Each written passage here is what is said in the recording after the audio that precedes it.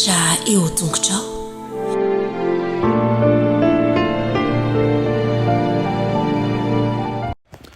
Fahalomerabantsika tsirairay avindray tatra izao fotoana manokana isantsika ny lesona ho an'ny lehibe izao amin'ity tia manona ny fahasoava amin'ny tompo aminao any koa izay manaraka tsy tapaka an'izao fandarana izao. Lohan'indrerantsika ny amin'ny lesona an'io dia efa afaka isika. Ianay tsara indrisan'ny-danitra tolotra ianao ny dera ny lasa ny atsa sy ny voninahitra.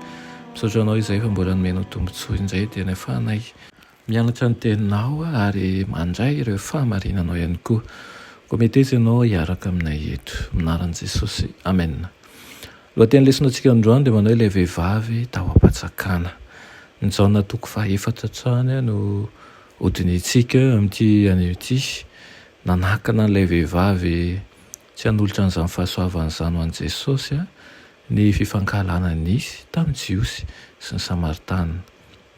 Nefa niezaka ny ahitany fanalahidy izay hanokatra ny fo io Jesosy. Ka tamin'ny fahaizany nateraka ny fitiavan'Andriamanitra dia nangataka fahasoavana izy fa tsy nanolotra fahasoavana. Mety ho nilainy ny fahasoavana natolotra fa ny fitokisana kosa dia miandry fitokisana.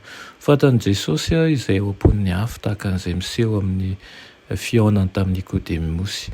Ho setrin'ny fanatairan'ilay vehivavy noho ny amin'ny Jiosy iray izay nangataka fanampiana avy tamin'ny Samaritana anankiray dia novatan'i Jesosy niresaka manao hoe raha fantatrao ny fanomezan'Andriamanitra izay miteny aminao hoe omeo aho osotsoka dia ianao no angataka taminy ka nomeny rano velona ozy izy.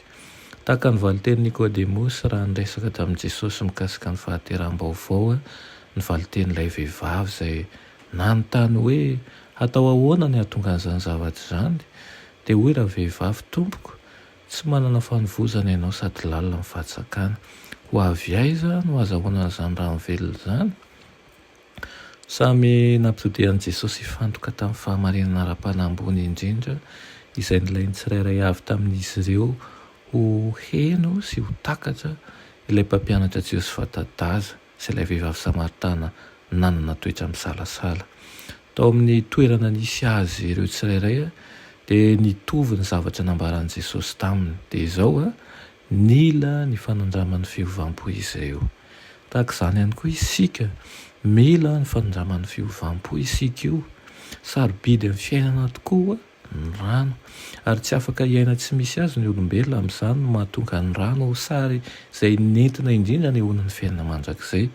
Hoy manko Jesosy manao hoe fa na iza no misotra ny rano izay omeko azy dia tsy hangitahita mandrakizay fa ny rano izay omeko azy dia ho loharano izay miboiboka ao anatiny ho fiainana mandrakizay.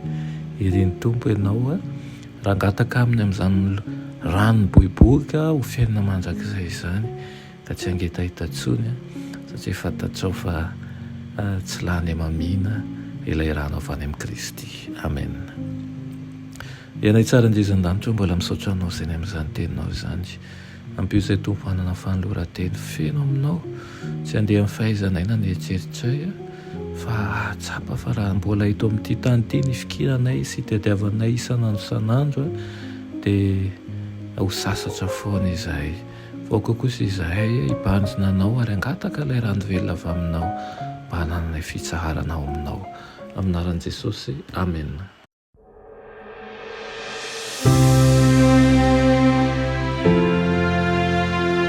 Mianatra eo an-tongotry Jesosy isan'andro.